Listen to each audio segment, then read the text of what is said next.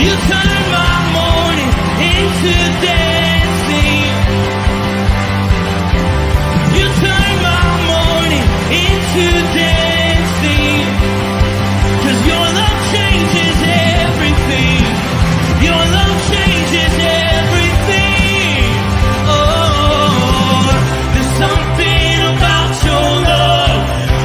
Something about your love changes everything in my body. Oh, something about your love. Something about your love changes everything. It changes everything. Something about your love. Something about your love changes everything. It changes everything. Something about your love. Something about your love changes everything. Changes everything. Something about your love. Something about your love changes everything. Something about your love.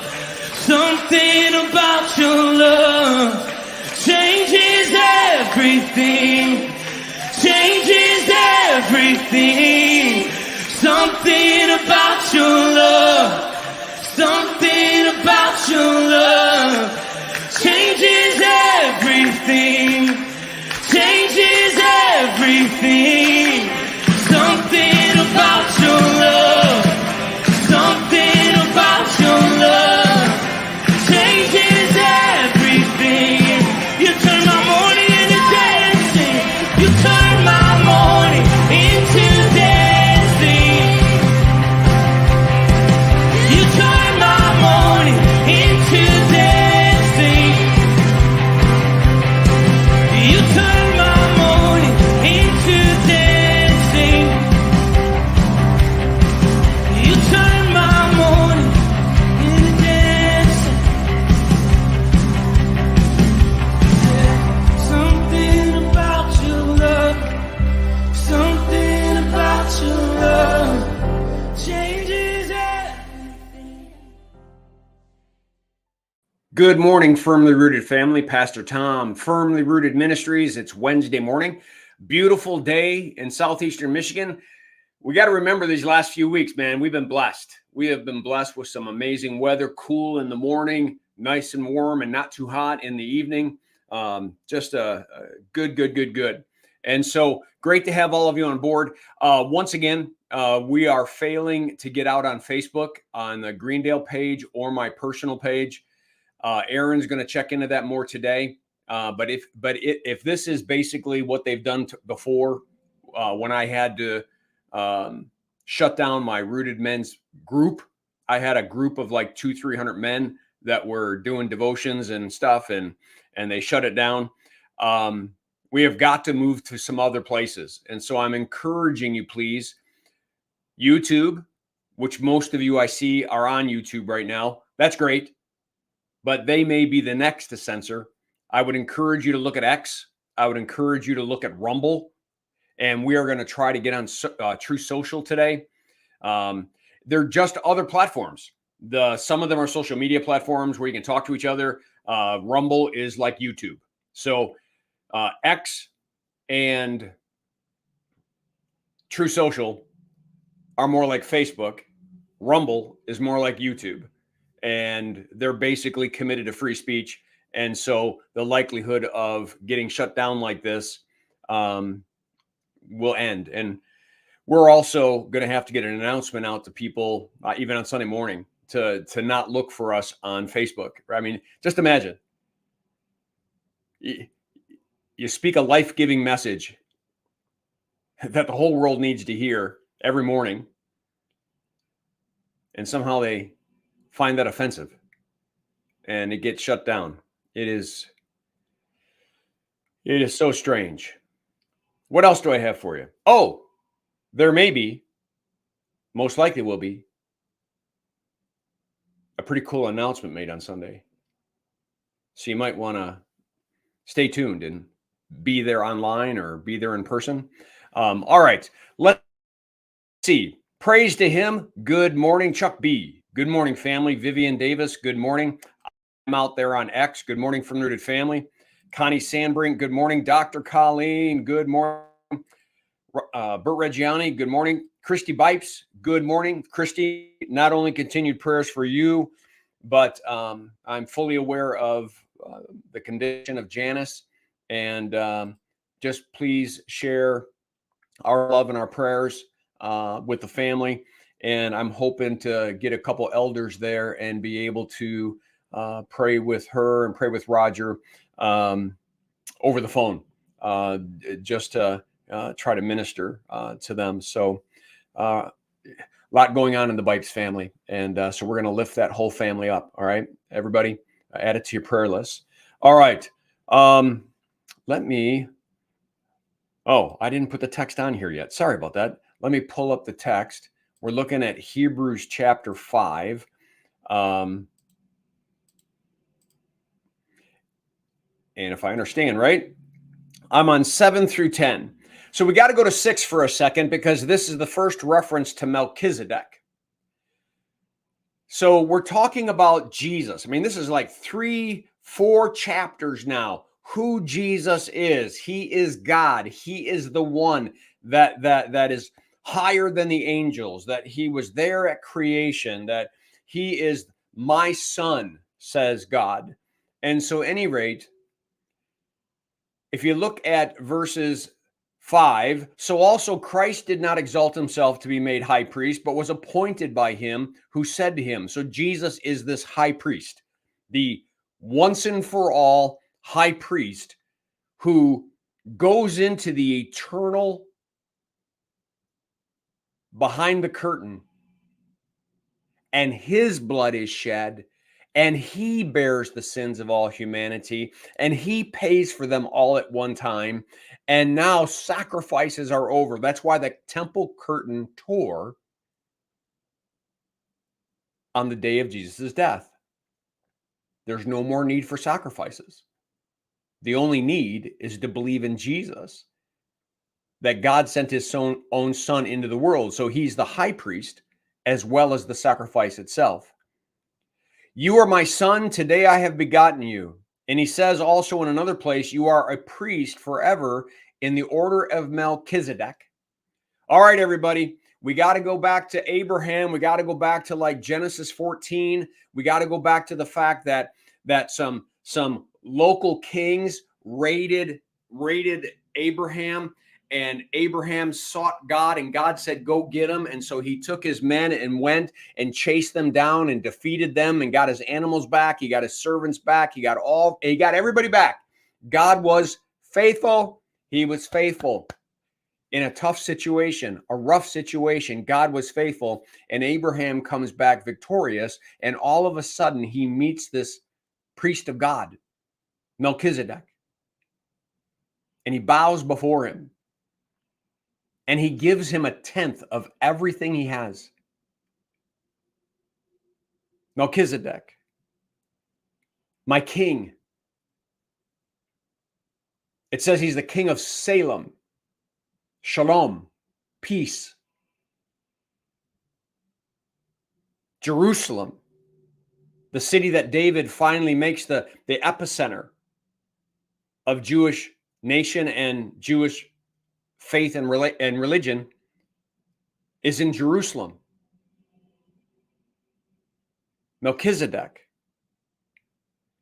So many theologians have bantered around as to who this is, because there is no other reference in the Old Testament saying, well, one of Noah's descendants ended up being in the priesthood, and then there's this king. So I tend to align myself with others who believe that this is just one of the theophanies, and this is actually Jesus, the second person of the Trinity. It's called a theophany.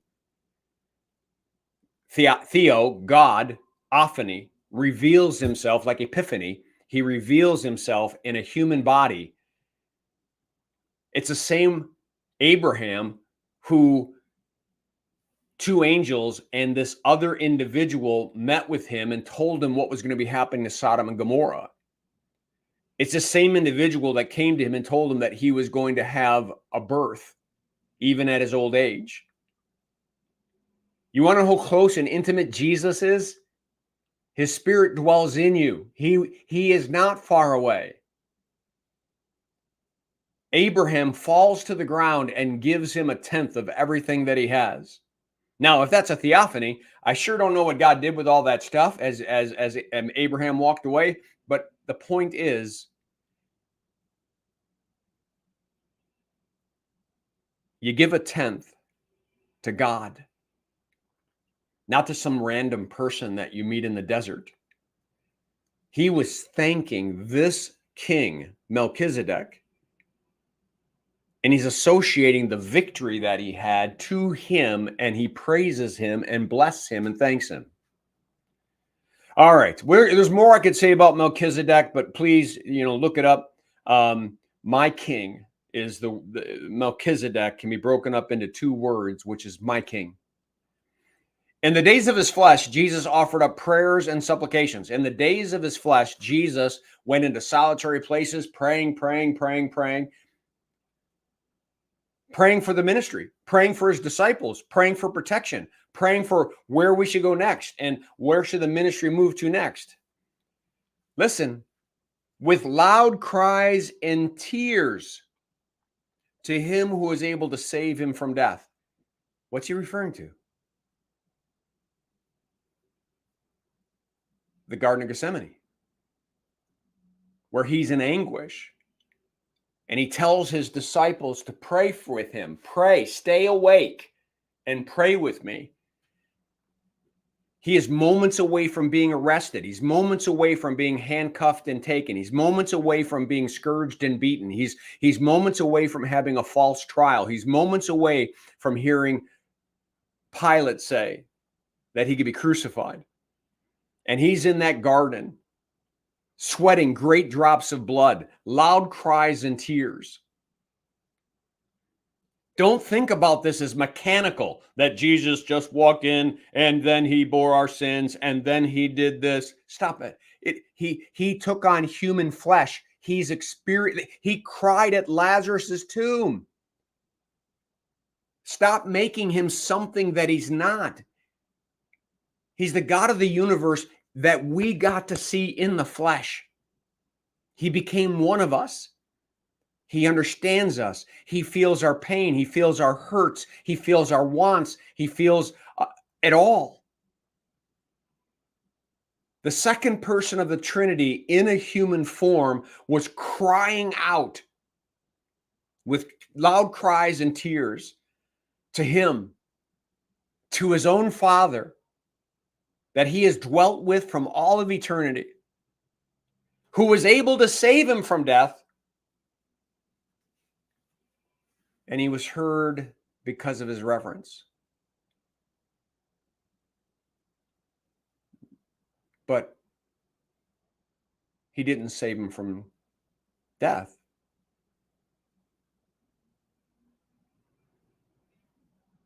Father, not my will, but thine be done.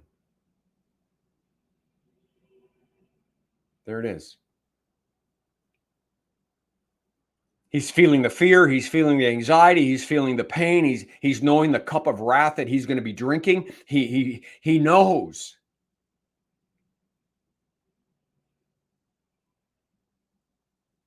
And finally says, I don't matter. I know why we're doing this. And he sacrifices himself on our behalf. Although he was a son, he learned obedience through what he suffered.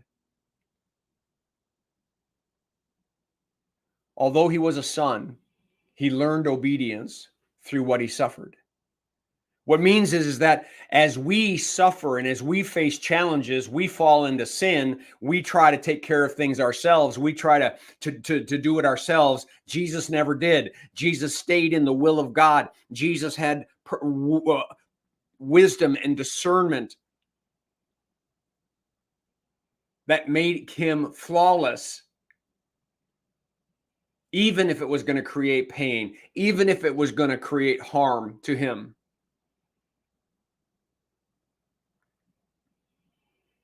He learned obedience through his suffering, and being made perfect, he became the source of eternal salvation to all who obey him. That word obey is believe, obey, right? I always say it's the two sides of the same coin. You can't just believe in Jesus. You have to believe in Jesus and obey Jesus. Why do you call me Lord, Lord, and don't do what I say? Right? We keep separating these two, but faith produces works. If I'm a branch that has been grafted to the vine of Jesus, I should produce fruits. It's just the natural outcome because of the source. Being designated by God a high priest after the order of Melchizedek. I guess I'll just end this way, and I don't mean for this to be some kind of a stewardship message. So let me talk about this whole idea that I use.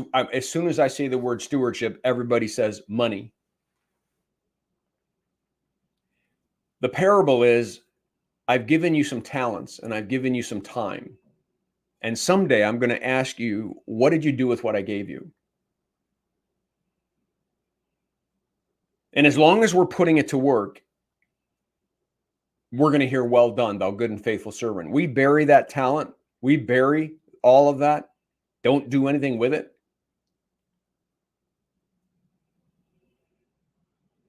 Well, we know the outcome. We don't live for this world. We live for the one that we are eternally connected to because of the Spirit living within us, because we're born again. We're just visitors here. And everything about us should change when it comes to our attitude in this world. The church has basically said, look, there's three things: time, talents, and treasures. That's all we got. God gives us time to be on this earth. God provides each of us talents and even spiritual gifts to be used. And he gives us bounty, wealth, so that we can survive in this world and support his kingdom. Melchizedek gets 10% of what Abraham has as a thank offering. I mean, you gave it to me anyways, and I'm giving it back to you. Stewardship should be a whole life of gratitude for what Christ has done for me. It's our why. Gratitude. So why do you donate time to serve the church? Because I am so thankful, as Abraham was, for God's faithfulness. Why do you give of your hard-earned income? Because I am so grateful, and I want others to know Jesus. And so I support my church or whatever. Talents. Why do you use them to help the church? And why do you use time? You only got so much, because God's the giver of it all. And someday he's going to ask me, what did you do with what I gave you? And I want to have evidence that I lived out my faith and served a kingdom that I'm going to be eternally in. And I want to start that now. I want to serve him now of my time, talents, and treasures, just as Abraham did with Melchizedek. All right. I hope that was a blessing to you. And I really, I know a lot of pastors do a really terrible job about stewardship. And I would just kind of tell you that just like Jesus's parables about servants that have been left to take care of things, that's us. We've been left to take care of things. And he's going to come back and say, did you? Did you take care of the things the way that I told you to take care of them? As sons and daughters who believe in me, did you follow the Great Commission and go make disciples? Did you serve in my in the kingdom of God? Did you begin to take the roots out of the kingdom of this world and transplant them into his kingdom so that you're more in this kingdom than you are in that kingdom? Those are the questions. It takes us right back to the judgment on the last day. When I was hungry, you fed me. When I was naked, you clothed me. When I was in prison, you visited me. When did we do all that? When you gave up of your time, talents, and treasures to the least of these, you did it, is what he's saying. It's not how you earn salvation. It is how the saved live. It's the two sides of the coin. If we're redeemed, there should be an output. And that's it. I'll leave it at that because I could turn that thing into a sermon. Karen Thompson, good morning. Just a reminder, everybody, tell other people that you know that may not be on this devotion because they're usually on Facebook. I think of Alice and some of the others. Get the word out, please. Get the word out that we're right now not able to broadcast on Facebook, and everybody's got to get to YouTube, X, Rumble, and I hope soon True Social. All right, that's it. And looking forward to our little announcement coming up this Sunday. All right, blessings on your day. Make it a firmly rooted day, and may someone see Jesus in us today. Peace.